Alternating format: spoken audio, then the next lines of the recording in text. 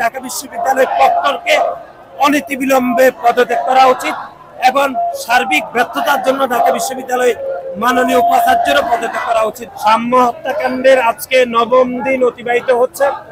এখনো পর্যন্ত যারা গ্রেপ্তার হয়েছেন তাদেরকে আমাদের মনে হচ্ছে যে তারা প্রকৃত খুনি নয়, এবং সাম্যের সহপাঠীরা, তাদের বন্ধুরা এবং তাদের পরিবারও মনে করছে যে যারা এখনো পর্যন্ত গ্রেপ্তার হয়েছেন তারা প্রকৃত খুনি নয়।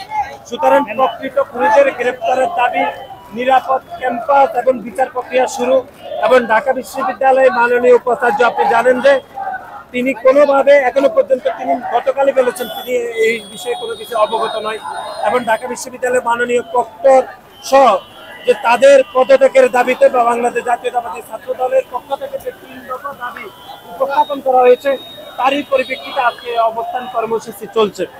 আমরা যেটি দুঃখের সহিত জানাচ্ছি সেটি হচ্ছে যে শাহরিয়ার আলম সাম্য হত্যাকাণ্ডের ৯ম দিন চলছে, কিন্তু এখনো পর্যন্ত বিচারের জন্য আমাদেরকে রাজপথে অবস্থান গ্রহণ করতে হচ্ছে।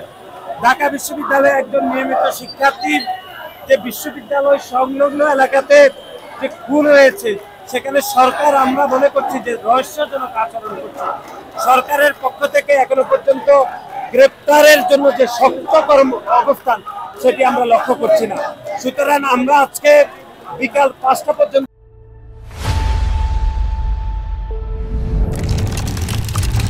অবস্থান কর্মসূচি গ্রহণ করব। এই ৫টার মধ্যে যদি প্রকৃত আসামিদের গ্রেপ্তার না করা হয় তাহলে আমরা কঠিন কর্মসূচির দিকে যাব বলে আমরা ভাবছি। এবং বিশ্ববিদ্যালয় প্রশাসন অভিভাবক সুলভ কোনো আচরণ করতে পারছে না।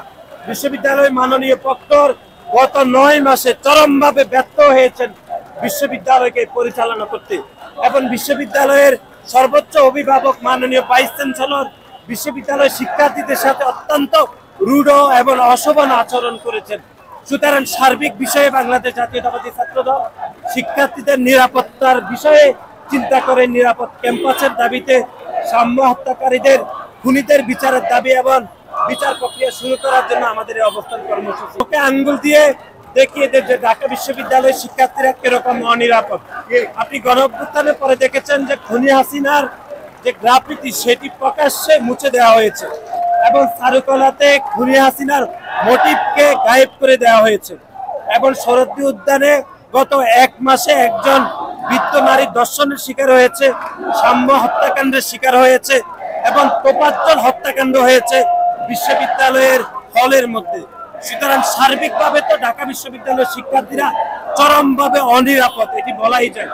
তারপরেও আমরা দেখেছি ঢাকা বিশ্ববিদ্যালয়ের মাননীয় প্রক্টর এখনো পর্যন্ত তিনি নাকি উনি কোনো দায় দেখছেন এতগুলো ঘটনার পরেও।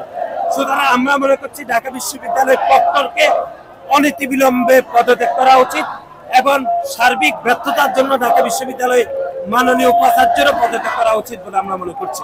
মাধ্যমে এখনো পর্যন্ত যে গ্রেপ্তারের পরে পুলিশের পক্ষ থেকে যে এক ধরনের ন্যারেটিভ দেওয়া হয় যে তারা কেন আসলে সাম্যকে, নিরাপরাধ একজন শিক্ষার্থীকে কেন হত্যা করবে, বা তার এক ধরনের ন্যারেটিভ থাকতে হবে, সেরকম কোনো ন্যারেটিভ আমরা গণমাধ্যমে দেখছি না।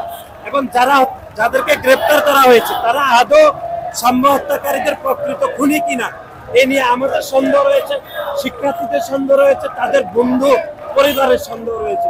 সুতরাং আমরা মনে করছি সরকারের শক্ত পদক্ষেপ গ্রহণ করা উচিত, এবং কেন হত্যাকাণ্ড হয়েছে সেই বিষয়ে সুস্পষ্ট ব্যাখ্যা দেওয়া উচিত বলে আমরা দেখুন। আমরা হত্যাকাণ্ডের পরে আমরা প্রতিদিনই আন্দোলনের মধ্যে রয়েছি। আমরা আজকে ৫টা পর্যন্ত অবস্থান কর্মসূচি গ্রহণ করব। যদি ৫টার মধ্যে কোন প্রকৃত আসামিদের গ্রেপ্তারের বিষয়ে সুস্পষ্ট তথ্য পাওয়া না যায় তাহলে আমরা এর থেকে কঠিন কর্মসূচি দেব বলে আমরা আপনাদেরকে জানিয়ে রাখবো।